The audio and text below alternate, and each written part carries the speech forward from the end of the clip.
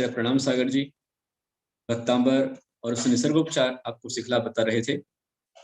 मैं उनका बहुत ही आभार व्यक्त करता हूँ कि अपना अमूल्य समय निकाल करके वो अच्छा ज्ञान दे रहे हैं। और मैं वास्तु विषय शुरू कर रहा हूँ। उससे पूर्व मैं चाहूंगा कि यदि हमारे बीच में गिरीश जैन इटलाई से यदि हमारे बीच में हो, गिरीश जैन बहुत हमारे संगपति हैं और अच्छी भक्ति उनकी है। इस चतुर्मास इस शिविर में आपका विशेष योगदान है। शिविर के प्रसार में 10 दिन जुनवाणी पर चैनल पर प्रसार हो रहा है, उसमें गिरीश जैन इटलाई वाले परिवार, हमारे संगपति, उनकी धर्मपत्नी प्रीति जैन, आपका पूरे परिवार का बहुत बड़ा योगदान सहयोग है। वो यहाँ पर दीप प्रज्वलन करेंगे गिरीश जैन इटलाई से। अपना हैंड रेज करें गिरीश जी। हाँ, और वहां पर कलश जहाँ पे रखा हुआ है वहां पर आप दीप प्रज्वलन कीजिए, दीप प्रज्वलन। और यदि वत्सल भैया, मिंटी भैया हो अथवा मयूरी जो भी हो यहाँ पर, तो वो गुरुदेव आचार्य कुलसागर गुरुदेव का गीत जो मंगलाचरण श्लोक है उसे लगा करके दीप प्रज्वलन करें। जी नमस्ते गुरुदेव, चलते हैं दीप प्रज्वलन की ओर। जय बोलो प्रज्ञा योगी दिगंबर जैन आचार्य श्री मुक्तिनंद जी गुरुदेव की जय।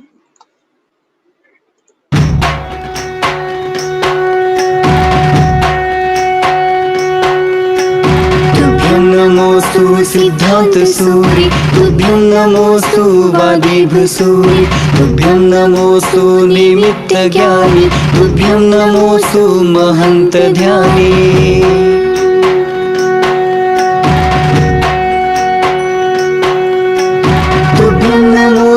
जगद्गुरुभ्यं तुभ्यं नमोस्तु सकलार्थतीर्थं, तुभ्यं नमोस्तु करुणाग्रसिन्धुं, तुभ्यं नमोस्तु हे कुंथु सिन्धु, तुभ्यं नमोस्तु हे कुंथु सिन्धु, तुभ्यं नमोस्तु हे कुंथु सिन्धु।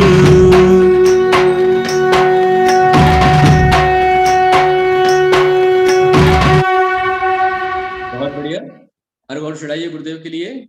गिरीश जी हमारे संगपति हैं और बहुत अच्छी भक्ति उनकी श्रद्धा है। पिछले चतुर्मास का मुख्य कलश आपने ही लिया था और हर महोत्सव में आपका पूरा योगदान रहा है, वही भी आपका बड़ा योगदान है। मैं चाहूंगा कि आप अर्वेषणाएं लेकर के। आचार्य कुंतु सिंधु है वात्सल्य दिवाकर, हम धन्य धन्य आज उनको अर्घ्य चढ़ाकर, जिन धर्म का डंका बजाना जिनका है धर्म, भक्ति से भक्त बोल वंदे कुंतु सागरम। जय जय जय गुरुदेव की जय हो, जय गुरुदेव की। ओम ह्रीम परम पूज भारत गौरव गणाधिपति गणधराचार्य श्री गुरुसागर गुरुदेव चरणेभ्यो शिविर आरंभ सर्वकार सिद्ध्यर्थम जल फलादि अर्घ्यपामते स्वाहा।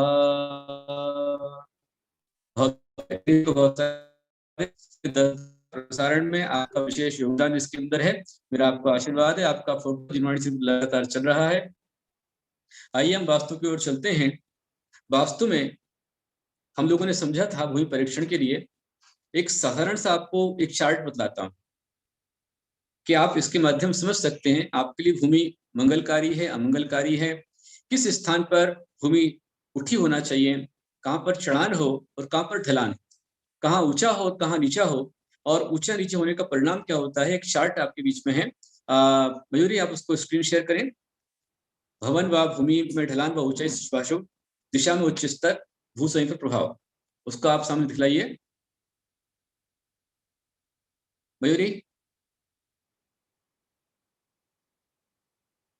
दिशा में उच्च स्तर जी, एक मिनट।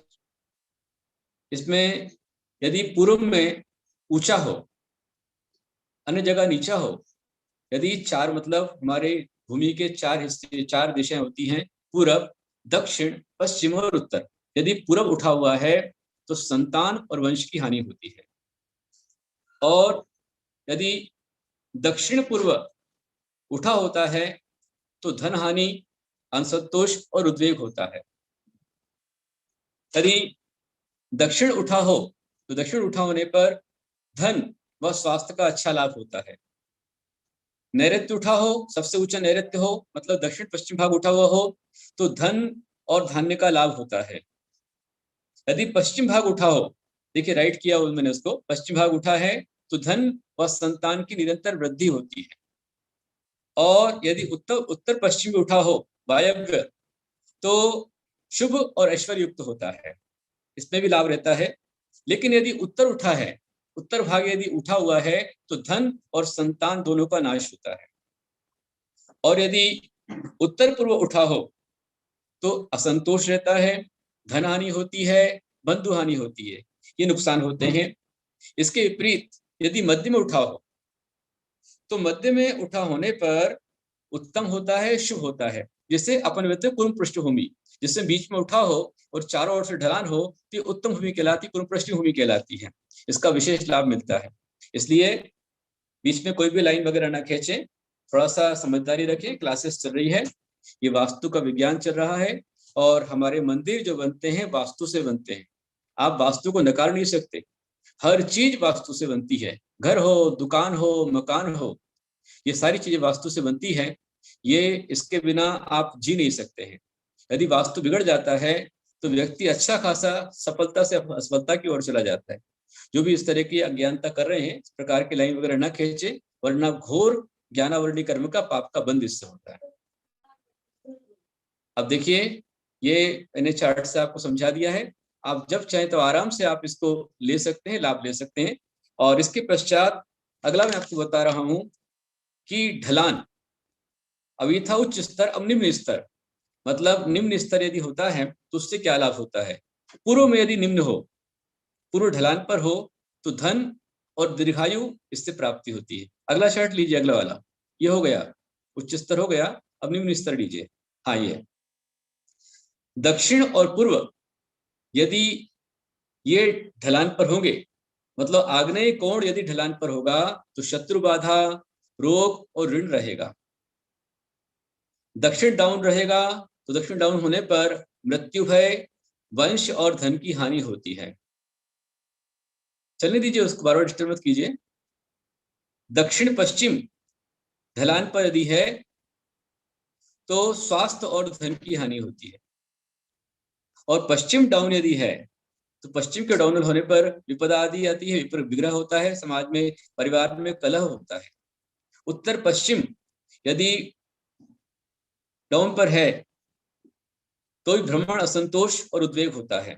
वहीं उत्तर यदि डाउनल है तो उत्तर के डाउन होने पर प्रसन्नता होती है, ऐश्वर्य होता है। और यदि उत्तर पूर्व डाउन पर होता है तो समृद्धि और लाभ होता है। इससे विपरीत यदि मध्य बीचों बीच ब्रह्म स्थान यदि डाउन पर आ जाता है तो उसके डाउन होने पर दुख, हानि और समस्याएं होती है। मैंने प्रैक्टिकल में देखा हुआ है। मैं किसी का नाम नहीं लूंगा, हटा दीजिए वहां से। अब इसको पता नहीं कौन ये अज्ञानतापूर्ण काम करते इस तरह से। मैं आपको बता रहा था, मैंने ऐसे भक्त को भी देखा है कि बहुत अच्छा था, सुखी और संपन्न था, लेकिन उसने क्या किया, नया मकान लिया और मकान लेकर के उसने जो मकान लिया उस मकान में उसने दक्षिण और पश्चिम के अंदर में उसने कंपार्टमेंट बना दिया, अपनी गाड़ी का पार्किंग बना दिया। उसके यहाँ पर उसके मकान से उत्तर में रोड अप हो गया और पूर्व से दिशा के अंदर में जो रोड था, पूर्व दिशा में उसने ऊंचा बगीचा बना दिया। तो पूर्व ऊंचा हो गया और उत्तर ऊंचा हो गया, और दक्षिण पश्चिम डाउन पर आने के पश्चात वो अच्छा संपन्न बिल्डर होने के बावजूद भी उसका सारा धंधा चौपट हो गया। अरबों रुपए कर्जा उसके ऊपर आ गया और अपयश भी हुआ, धनहानि भी हुई और जेल यात्रा आदि अनेक समस्याएं उसी कारण से आती है। इसलिए वहीं पर जहां भी आपको रहना है, जाना है, तो दक्षिण, पश्चिम, नैऋत्य ये भाग उठा हुआ हो, उठा हुआ ना हो तो कम से कम समतल हो, और पूर्व और उत्तर डाउन पर होना चाहिए। मध्य ब्रह्म स्थान जो है वो उठा होना चाहिए। इसलिए आपने देखा होगा जो धर्म तीर्थ पर आए होंगे 2017 में, जब मैंने 2010 में देखा, 17 में आया था, तो यहाँ पर दक्षिण में तकरीबन 15 फीट डाउन था और आग्नेय में करीब 35 फीट डाउन था। हमारे कमेटी के सारे कार्यकर्ताओं ने दक्षिण को पूरा भरा और आग्नेय को पूरा भरा और उत्तर को डाउन पर किया। तो जाकर के लगातार व्यवस्थाएं चलती रही और इसके पश्चात हम लोगों ने जो धर्म तीर्थ का बीच का मध्य स्थान है, यहाँ पर ही ऊंचा मंदिर बनाया है। सब जगह से ऊंचा कर दिया है। ऊंचा मंदिर होने के कारण से निरंतर वृद्धि, समृद्धि होती रहे। इसलिए 2 चार्ट्स मैंने आपको बताया है कि डाउन हो तो क्या होगा और अप हो तो क्या होगा? दक्षिण, पश्चिम, पूर्व, आग्नेय, नैऋत्य, मतलब आग्नेय से लेकर के नैऋत्य तक, आग्नेय कोण से लेकर के वायव्य कोण तक अप होना चाहिए। क्यों होना चाहिए? उसके पीछे भी कारण है। और यहाँ पूर्व और उत्तर का पूरा भाग, ईशान्य भाग जो है वो डाउन पर होना चाहिए और ओपन होना चाहिए। जितना पूर्व खुला होगा, जितना उत्तर खुला होगा, अधिक से अधिक खिड़कियां आपकी उत्तर पूर्व आदि में ज्यादा आनी चाहिए। यहाँ पर खिड़की दरवाजे होने पर मैं आपको ये बताऊंगा कि आपके मकान में, दुकान में कहाँ पर आपकी यहाँ पर एंट्री होना चाहिए। मकान कहाँ पर, मकान में दरवाजा कहाँ पर हो, खिड़की कहाँ पर हो, कितनी होना चाहिए, ये भी हम जानेंगे। तो आज हमने इतना समझा फिलहाल अभी कि डाउन जो होना चाहिए, स्लोप होना चाहिए, ढलान जो होनी चाहिए वो पूर्व उत्तर ईशान्य में ढलान अच्छी रहती है, और पूर्व उत्तर ईशान्य में अधिक से अधिक भाग हमारा ओपन रहना चाहिए। यदि हम अपने घर में, मकान, फ्लैट के अंदर में ओपन जगह छोड़ रहे हैं, अच्छा खुला भाग छोड़ रहे हैं, तो वो उत्तर पूर्व ज्यादा खुला होना चाहिए और दक्षिण पश्चिम भाग कवर्ड होना चाहिए। क्योंकि पूर्व से सूर्य की जो किरणें आती हैं उनमें अमृत तत्व होता है, एनर्जी, ऊर्जा होती है, उससे परिणाम अच्छे होते हैं, विटामिन डी फुल मात्रा में होता है। वहीं जब सूर्य अस्त होता है तो अस्तगत होते हुए सूर्य के कारण से अस्ताचल पे आने वाला जो सूर्य होता है, वह सूर्य, उसकी किरणें जो होती बहुत हानिकारक होती हैं, इसलिए दक्षिण पश्चिम भाग हमारा कवर्ड होना चाहिए, पैक होना चाहिए। ठीक है, ये हुआ। तो अगला चैप्टर में आपके लिए ले रहा हूं कि आप जो जमीन खरीदने जा रहे हैं, वास्तु ले रहे हैं, उसके आसपास की स्थिति को और देख ले। जो जमीन, फ्लैट आप खरीदने जा रहे हैं, वहां पर आसपास में शमशान भूमि नहीं आना चाहिए, कब्रिस्तान नहीं हो, शराब की दुकानें ना हो, जुआ घर, गुंडागर्दी का अड्डा, गलत सोसाइटी, झगड़ू लोग रहते हो, तो उस स्थान को शांति और समृद्धि के लिहाज से छोड़ देना चाहिए। ना वहां पर शांति रहेगी, ना समृद्धि होगी। शमशान भूमि के पास में घर अपना नहीं होना चाहिए, कब्रिस्तान के पास नहीं होना चाहिए, शराब की दुकानें होगी तो क्या होगा? आप अच्छे लोग हैं, समझदार लोग हैं, आपकी बहन बेटियां हैं, और शराबी व्यक्ति आएगा तो क्या करेगा आप जानते हैं। अरे भाई, शराबी आएगा तो शराबी का क्या पता, का क्या ठिकाना। एक शराबी शराब पी करके चला जा रहा था और उसे ऐसा लगने लग गया, इंडिया गेट के पास में आया शराबी, इंडिया गेट के पास में आया तो आकर के वो शराबी जो है वह कहता, मैं कितना ऊंचा हो गया, कहीं ऐसा ना हो कि मेरी ऊंचाई से मेरा सिर इंडिया गेट को टकरा जाए। इसलिए वो शराबी जो है वो रेंग रेंग करके चलने लग गया, और रेंगते रेंगते अब वो बीच में रेंग के चलने लग गया, वहां पर आने जाने दिक्कत पड़ने लग गई। तो एक लट्ठ पुलिस वाले ने मारा। जैसे पुलिस वाले मारा, देखो बोले, मैंने कहा था ना मेरी हाइट बढ़ गई, मेरी खोपड़ी टकरा गई इंडिया गेट से। ऐसे शराबी होते। तो शराब की दुकान जहाँ होगी, जिनके घर के आसपास दुकानें हैं वो जानते हैं, उनको अपना हमेशा घर, खिड़की, दरवाजे बंद रखने पड़ते हैं, कब कौन कहाँ तमाशा करने लग जाए। शराबी कभी अपनी माँ के साथ पत्नी का जैसा व्यवहार करने लगता है और पत्नी के जाकर चरण चूमने लगता है माँ समझकर। इसलिए आसपास शमशान ना हो, कब्रिस्तान ना हो, शराब की दुकानें ना हो, जुआ घर ना हो। जुआ घर भी होगा तो वो भी उद्दंड रहते हैं, झगड़े वाले रहते हैं, हमेशा वहां पर दुर्घटनाएं घटती रहती हैं। गुंडागर्दी का अड्डा यदि हो, गलत सोसाइटी हो, झगड़े लोग हो और आप उनसे नहीं निपट सकते हैं, तो स्थान को छोड़ देना चाहिए। अपने जमीन के दक्षिण, दक्षिण पश्चिम और पश्चिम भाग में यदि ऊंचा पहाड़ है, भवन है, पहाड़ियां हैं, टीले हैं, चट्टान है तो शुभ है। और यदि हमारे फ्लैट के जमीन के ठीक पूरब में, उत्तर में, ईशान्य में, सामने के टाइम तरफ यदि ऊंचे भवन आते हैं, ऊंचे पहाड़ आते हैं, तो वह हानिकारक होते हैं, ये ध्यान रखना। भूगोल का दक्षिण हो या पश्चिम हो, उसमें नदी, नहर, तालाब, कुआं, हैंडपंप, तरणताल चाहे पड़ोसी का हो, आपके लिए अशुभ रहेगा। और यही चीजें, नदी, नहर, तालाब, कुआं, हैंडपंप, तरणताल, यदि ये आपके भूखंड के, आपके जमीन के उत्तर या पूर्व में हैं, तो बहुत ही अच्छे होते हैं, लाभदायी होते हैं। उसमें भी कोई नदी या नहर किसी भी नगर के भले 5-7 किलोमीटर आगे उत्तर या पूर्व के अंदर बहती है और जिसके पानी का बहाव पश्चिम से पूर्व की ओर हो, ध्यान रखना, नदी या नहर नगर के 5-7 किलोमीटर दूर पूर्व या उत्तर में बहती हो और उसका बहाव या तो पश्चिम से पूर्व की ओर हो या दक्षिण से उत्तर की ओर हो, तो वो नदी नगर पूरे शहर के लिए, समूचे शहर के लिए शुभ होता है। और यदि उससे उल्टा नगर के दक्षिण या पश्चिम में नदी बह रही है, तालाब बह रहा है, नहर बह रही है और वह भी उत्तर से दक्षिण जा रही हो या पूर्व से पश्चिम की ओर जा रही हो, तो पूरे नगर के लिए वो हानिकारक होती है। वहां नगर के लोग उस नगर को छोड़ना शुरू कर देते हैं। एक गांव मैंने देखा है, बहुत अच्छा समृद्ध था, अच्छा था, लेकिन उस गांव में मंदिर के अंदर ही, भगवान के द्वार के ठीक सामने मंदिर के अंदर ही एक स्तंभ खड़ा कर दिया गया और मंदिर के पीछे नैऋत्य में गहरा कुआं और मंदिर के पश्चिम में वहां पर नाला बहता है। परिणाम, समाज करीब वहां पर अच्छी संख्या में घर थे, वो सब के सब घर वहां से निकल गए। आज 20-25 घर रह गए जो हैं वह भी सुखी और संपन्न नहीं है। तो ये वास्तु का असर, इफेक्ट पूरा पड़ता है और व्यक्ति उस वास्तु अपने कर्मानुसार उस तरफ जाता है। इसलिए किसी नगर के, यदि नगर हो, उसके पश्चिम दक्षिण में 4-5 किलोमीटर दूरी पर यदि ऊंचे पहाड़ हो, ऊंचा टीला हो, तो पूरे नगर के लिए शुभ होता है।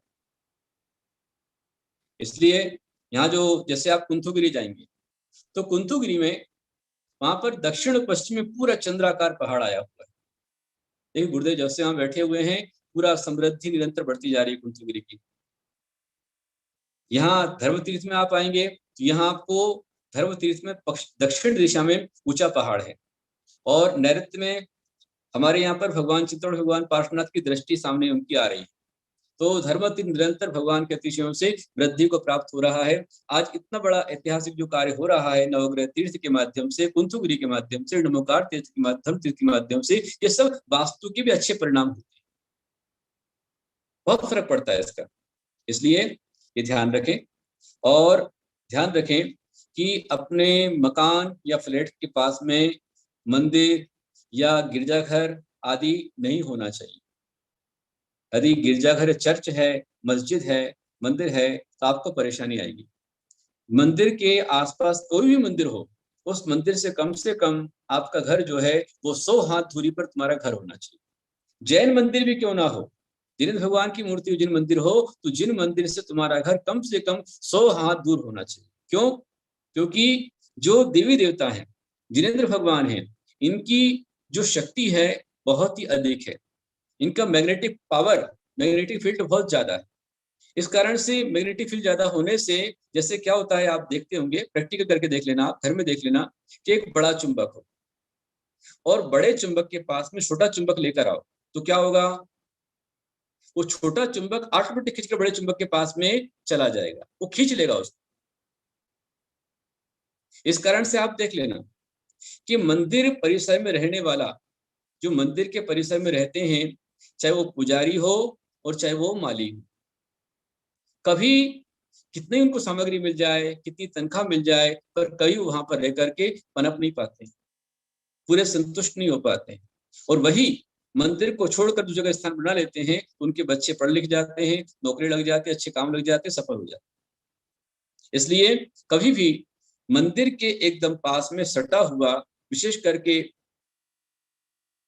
उस मंदिर की जो, जैसे सुबह सुबह पूर्व में सूर्योदय होता है, तो सूर्योदय के समय जो मंदिर का शिखर है, उस शिखर की छाया अपने घर पर नहीं आनी चाहिए, ये ध्यान रखना। छाया तुम्हारे घर में यदि आएगी तो आपको उसका अशुभ परिणाम भोगना पड़ेगा।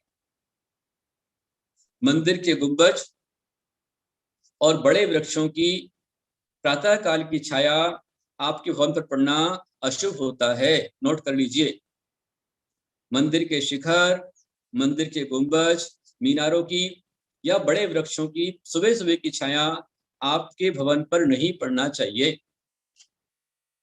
यदि पड़ती है तो शुभ अशुभ होता है। और भूखंड के दाएं तरफ हो तो भी धनहानि है, बाएं तरफ हो तो कष्ट दुख है, और सामने हो तो बाधा अवरोध है, और पीछे से यदि आती हो तो भी धन हानि और यश का नाश करती है। इसलिए कुल मिलाकर के मंदिर से 100 हाथ दूरी तुम्हारे घर मकान की होनी चाहिए। इसलिए पहले के लोग, जो बड़े लोग होते थे, पूर्वज होते थे, वे सभी मंदिर ऐसा बनाते थे कि मंदिर बना करके उसके चारों ओर बगीचा बनाते थे, और बगीचा बना करके उसको परकोटा बनाते थे कि जिससे किसी भी घर पर मंदिर की छाया बिल्कुल ना पड़े। मंदिर बहुत अच्छा है, मंदिर में जाना अच्छा है, मंदिर में भक्ति करना अच्छा है, मंदिर में आराधना करना अच्छा है, लेकिन मंदिर की सीमा के अंदर रह करके गृहस्थोचित कार्य करना अच्छा नहीं। इसलिए आपको नेगेटिविटी आती है। हम विचार करेंगे ना कि भाई मंदिर जाना तो अच्छा है, भगवान के पास जाना अच्छा है, फिर भगवान के पास रहना अच्छा क्यों नहीं है?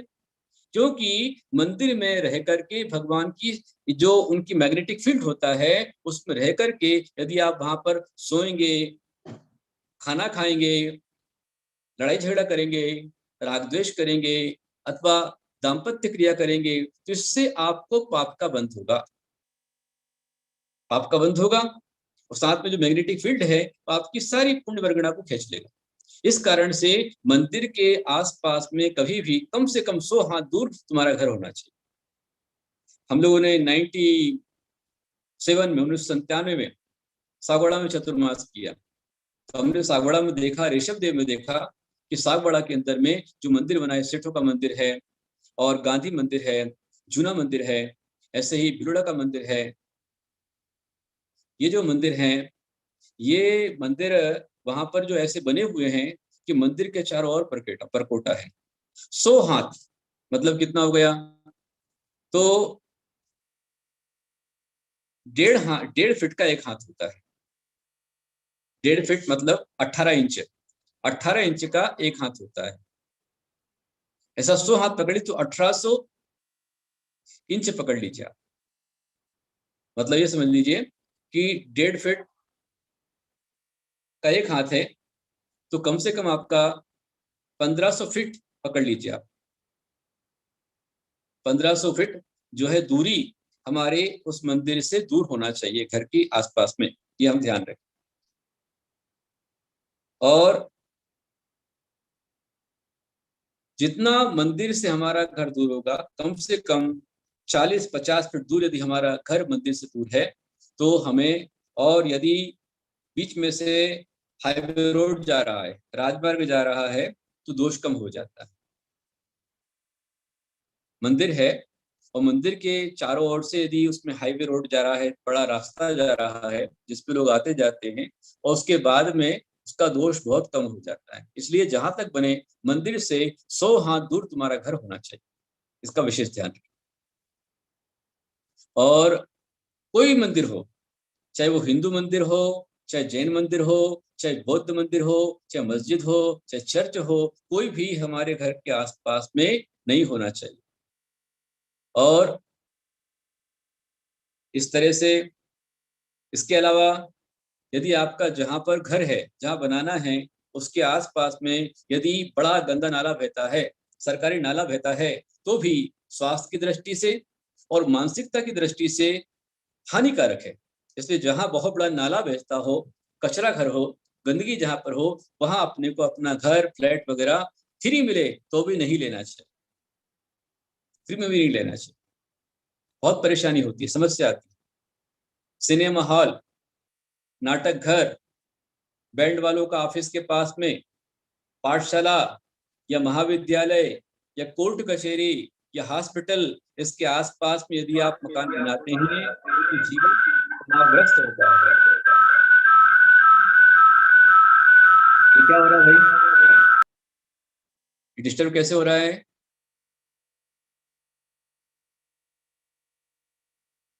तो हमेशा ध्यान रखें मैंने आपको बताया पहले ही, आप नोट कर लीजिए ध्यान से कि हमारे घर के आसपास में शमशान, कब्रिस्तान, शराब की दुकानें, हॉस्पिटल, गुंडागर्दी का अड्डा, जुआ घर, गलत सोसाइटी, झगड़ालू लोग, कोर्ट कचहरी, ये नहीं होना चाहिए।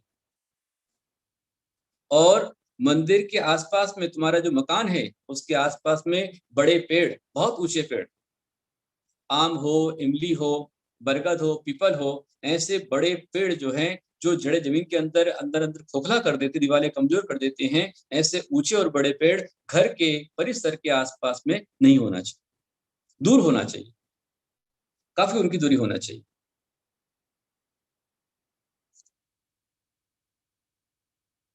और आपके एक बात और ध्यान रखें, इसको खत्म करके मैं आज का विषय पूरा करूंगा और आगे नया विषय अपना कल चलेगा। वास्तु में बहुत सारा विषय है समझने और जानने के लिए, आप धैर्य से समझते जाइए।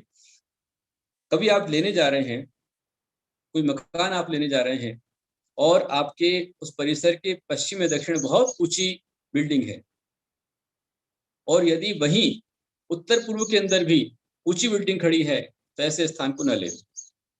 या तो आप उससे ऊपर उठ जावे, जो उत्तर पूर्व से और ऊंचा आप जा सकते हैं तो आप लेवे, वरना क्योंकि दो पाटन के बीच में साउथ बचाना कोई, दो पार्ट हैं, दक्षिण पश्चिम भी ऊंचा है, पूर्व उत्तर भी ऊंचा है, तो आप उसके अंदर पिस जाएंगे, आप उसमें कभी तरक्की नहीं कर पाएंगे, आपकी उन्नति नहीं हो पाएगी, है ना। इसलिए इसका ध्यान रखें। जिस तरह वास्तु के टिप्स हैं, और सबसे अच्छा वास्तु को अच्छा ठीक रखना है, अच्छा बनाना है, सबसे पहले हमारी आत्मा का वास्तु ठीक होना चाहिए। मैं रोज कहता हूं, यदि आप अंतरात्मा के परिणामों से, विशुद्ध भावों से रोज भगवान का अभिषेक करते हैं, अभिषेक देखते हैं, शांति धारा में शामिल होते हैं, शांति धारा देखते हैं, जितने लोग यहाँ पर आ रहे हैं, एक बात ध्यान रखें कि आप जो यहाँ पर आए हैं, मात्र पढ़ना ही आपका उद्देश्य नहीं होना चाहिए। इसके साथ साथ में सुबह का जो सत्र हमारा होता है, उस सत्र में आपको सभी को नियम से सुबह का अभिषेक और शिविर में आना चाहिए। अभिषेक का दूसरा पहला पार्ट है भगवान का अभिषेक और महाशांतरा।